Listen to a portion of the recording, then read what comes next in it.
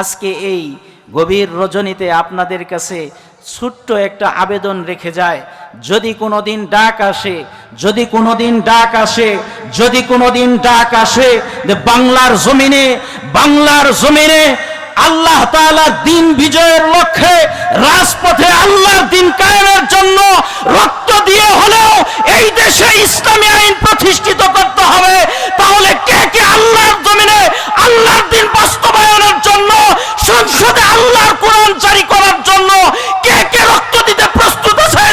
দুই হাত তুলে নারায়ে তাকবীর দিয়ে দেখা। তার ভিতরে একটা হাদিস তেলাওয়াত করেছি, পাঠ করেছি। হযরত আবু উমামা রাদিয়াল্লাহু তাআলা আনহু বর্ণনা করেন, রাসূল করিম সাল্লাল্লাহু আলাইহি ওয়াসাল্লাম ইরশাদ করেছেন, দুইটি জিনিস আল্লাহ তাআলার কাছে সবচেয়ে প্রিয়। কয়টা জিনিস? হাত দিয়ে দেখান কয়টা? দুইটা। এক নাম্বার, এক ফোঁটা চোখের পানি যেটা আল্লাহর ভয়ে বান্দার চোখ থেকে বের হয়। এক ফোঁটা চোখের পানি যেটা আল্লাহ তাআলার ভয়ে বান্দার চোখ থেকে বের হয়। এক ফোঁটা চোখের পানি, এটা আল্লাহ তাআলার কাছে কত প্রিয় যে এক ফোঁটা চোখের পানি দিয়ে জাহান্নামের আগুন নিভে যায়। বলেন সুবহানাল্লাহ, আরো জোরে বলেন সুবহানাল্লাহ। আজকের এই মহতী মজলিসে, এই মাহফিলে আমরা এসে যদি এক ফোঁটা চোখের পানি যদি বের করার চেষ্টা করতে পারি, হাদিসে পাকে এসেছে, যদি বান্দার চোখের কোণায় যদি মাছির মাথা পরিমাণ পানি আল্লাহর ভয়ে যদি বের হয়, তাহলে আল্লাহ তাআলা তাকে জান্নাতি বানিয়ে দেন, জাহান্নামের আগুন তার জন্য হারাম করে দেন। বলেন সুবহানাল্লাহ। যদি বান্দা পরবর্তীতে কোনো অপরাধ আর না করে, গুনাহে কবিরা না করে, তাহলে আল্লাহ তাআলা তাকে জান্নাত দিবেন। বলেন সুবহানাল্লাহ। তিরমিজি শরীফের হাদিস থেকেই বললাম, বানোয়াট কোনো কথা না। নবী করিম সাল্লাল্লাহু আলাইহি ওয়াসাল্লাম বলেন, লা ইয়ামাসসুহুমান নার আইনুন বাকাত মিন খাশিয়াতিল্লাহ।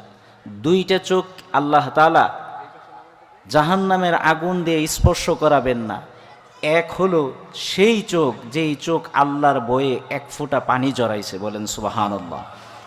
আরেকটি চোখ যেই চোখ আল্লাহর রাস্তায় জিহাদের ময়দানে রাত কাটিয়ে দিয়েছে, ইসলামী ভূমি রক্ষার জন্য, শত্রুর মোকাবেলা করার জন্য রাতে দাঁড়িয়ে থেকে অথবা বসে থেকে রাত জেগে ইসলামী ভূখণ্ডকে পাহারা দিয়েছে। এই রকম চোখ আল্লাহ তাআলা জাহান্নামের আগুনকে স্পর্শ করতে দেবেন না। বলেন সুবহানাল্লাহ।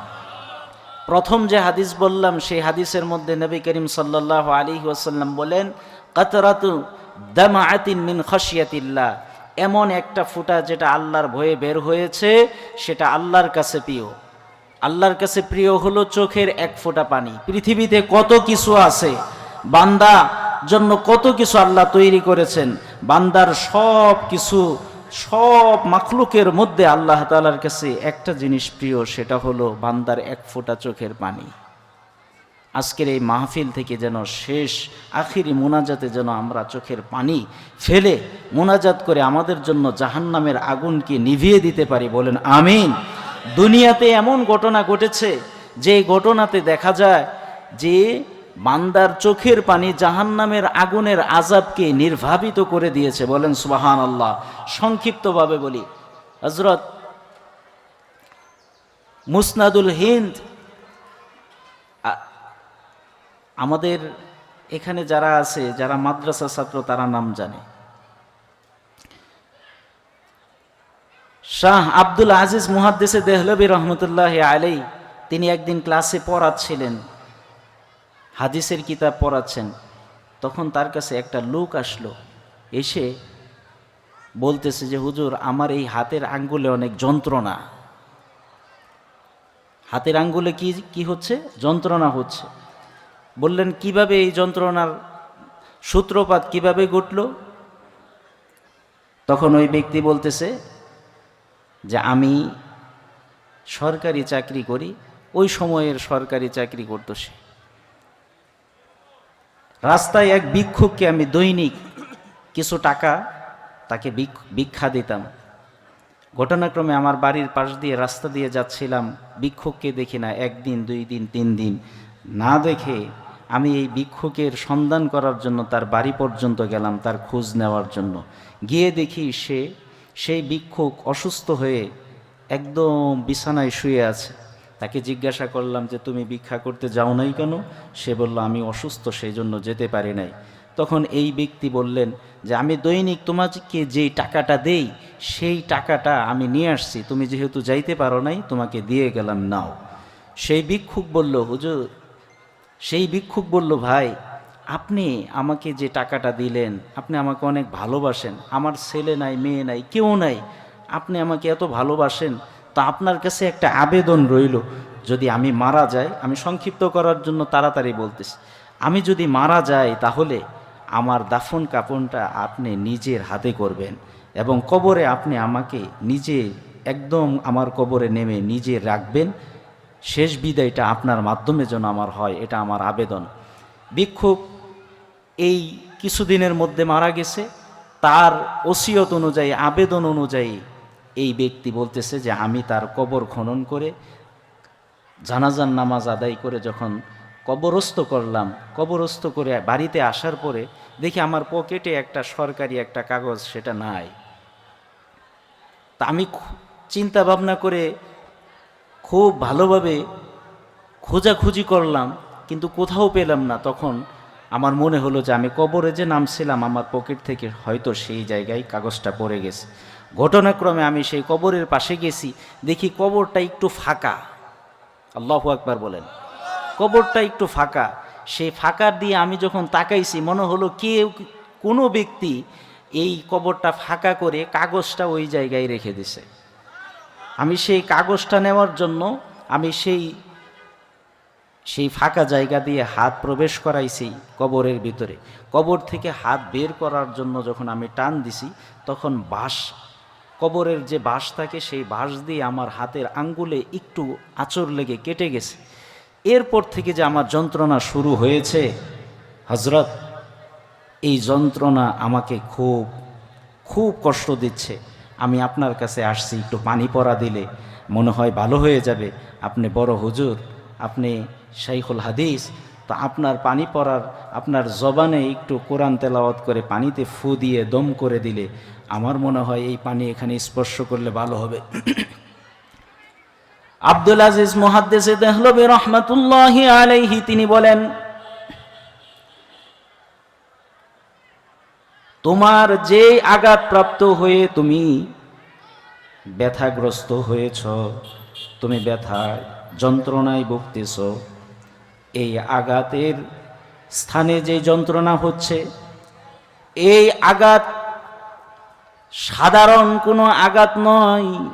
এই যন্ত্রণা তোমার যেই কারণে হচ্ছে তুমি হয়তো বুঝতে পারতেছ না, কিন্তু আমি বুঝতে পারতেছি।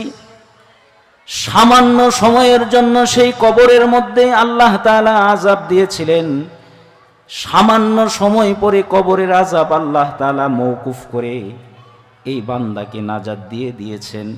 কিন্তু ওই ব্যক্তির কবরের মধ্যে যে আযাব হয়েছিল, সেই আযাবের কিছু প্রভাব সেই আগুনের কিছু উত্তাপ বাঁশের মধ্যে লেগে গিয়েছিল। আর ওই বাঁশ, যে বাঁশ জাহান্নামের আগুনে উত্তপ্ত হয়েছে, সেই জাহান্নামের আগুনে উত্তপ্ত বাঁশের স্পর্শে তোমার এই আঘাতপ্রাপ্ত হয়েছ। এই আঘাত যেন তেন কোনো পানি পড়া দিয়ে ভালো হবে না, মৃত্যুর আগ পর্যন্ত তোমাকে এই যন্ত্রণা বইতে হবে। এই ব্যক্তি যখন শাহ আব্দুল আজিজ মুহাদ্দিস দেহলভী রহমাতুল্লাহি আলাইহি তার কথা বলার ভঙ্গি দেখেই বুঝতে পারলেন যে এটা কোনো সময় আর ভালো হবে না। ব্যক্তি বলতেছেন যে হুজুর, আপনি যেভাবেই হোক আমার জন্য একটু দোয়া করে হলেও আমার এই কষ্ট থেকে আমাকে মুক্ত করে দেন। শাহ আব্দুল আজিজ মুহাদ্দিস দেহলভী রহমাতুল্লাহি আলাইহি আবার বললেন, এটা কোনোভাবেই ভালো হবে না, তোমার মৃত্যু পর্যন্ত এই যন্ত্রণা থেকেই যাবে। এই ব্যক্তি একাধিকবার জোরাজুরি করার পরে যখন শাহ আব্দুল আজিজ মুহাদ্দিস দেহলভী রহমাতুল্লাহি আলাইহি তার কথা থেকে সরেন না, তখন এই ব্যক্তি কান্না শুরু করে দিল, এমনভাবে কান্না শুরু করে দিল তার চোখ দিয়ে বেয়ে বেয়ে পানি পড়তেছে। শাহ আব্দুল আজিজ মুহাদ্দিসে দেহলভী রহমতুল্লাহি আলাইহি এই ব্যক্তির চোখের পানি যখন বের হয়ে পড়তেছে, তার হাত দিয়ে এই পানি স্পর্শ করে ওই ব্যক্তির আঙ্গুলে লাগাই দিলেন, সাথে সাথে তার যন্ত্রণা ভালো হয়ে গেল। বলেন সুবহানাল্লাহ। এটা হলো আল্লাহর ভয়ে কান্না। জাহান্নাম, ওই ব্যক্তি যখন কান্না করতেছিল তখন বলতেছিল, হে আল্লাহ, তোমার জাহান্নাম তো এখনো দেখি নাই, তোমার জাহান্নামের আগুন এই বাঁশের সাথে স্পর্শ লাগছে, আর এই বাঁশ আমার শরীরে লাগছে, তাই এত যন্ত্রণা। জাহান্নামের আগুন যে কত কঠিন হবে গো আল্লাহ। এই কথা বলে যখন সে চিৎকার দিয়ে কান্না শুরু করছে, আল্লাহর বয়ে এক ফোঁটা পানি চোখ দিয়ে বের হয়েছে। সেই পানি শাহ আব্দুল আজিজ মুহাদ্দিসে দেহলভী রহমতুল্লাহি আলাইহি স্পর্শ করে যখন তার হাতে লাগিয়ে দিয়েছে, সেই যন্ত্রণা সাথে সাথে ভালো হয়ে গিয়েছে। এবং শাহ আব্দুল আজিজ মুহাদ্দিসে দেহলভী রহমতুল্লাহি আলাইহি বলেন, এটা আমার কোনো কারামতি না, বরং আল্লাহর রাসূল সাল্লাল্লাহু আলাইহি ওয়াসাল্লাম বলেছেন, দামাআতুন মিন খাশিয়াতিল্লাহ, আল্লাহর বয়ে এক ফোঁটা অশ্রু যে বের হয় সেটা জাহান্নামের আগুনকে একদম নির্ভাবিত করে দেয়, একদম নিষ্প্রভ করে দেয়। সেই হাদিসের জন্য তোমার এই চোখের এক ফোঁটা পানি দিয়ে তোমার এই হাতের যন্ত্রণা আল্লাহ ভালো করে দিয়েছেন। বলেন সুবহানাল্লাহ। তো জাহান্নামের আগুন তো এখনো দেখি নাই। দুনিয়াতে এরকম অনেক অসংখ্য ঘটনা আছে যে চোখের পানি দিয়ে আল্লাহ তাআলা জাহান্নামের আগুনের সেই যন্ত্রণাকে আল্লাহ প্রশমিত করে দেন, আল্লাহ তাআলা সেখান থেকে মুক্তি দান করে দেন। আল্লাহ আমাদেরকেও আল্লাহর ভয়ে কান্না করার তৌফিক দান করেন। বলেন আমিন। 2 নম্বর ফুটাটা হলো দামুন তুহরাকু ফি সাবিলিল্লাহ, এমন একটা রক্তের ফোঁটা, যেই রক্তের ফোঁটাটা আল্লাহর রাস্তায় আল্লাহর দিন কায়েমের জন্য প্রবাহিত হয়। আল্লাহ তাআলার দিন কায়েমের জন্য এক ফোঁটা রক্ত যদি বান্দার শরীর থেকে বের হয়, এটা আল্লাহর কাছে সবচেয়ে প্রিয়।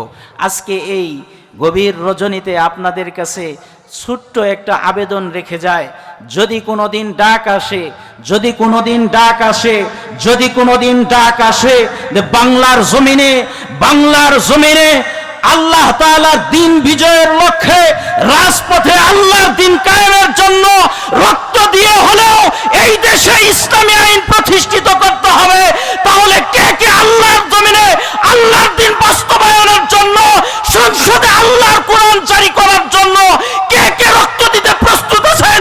2 হাত তুলে নারায়ে তাকবীর দিয়ে দেখান।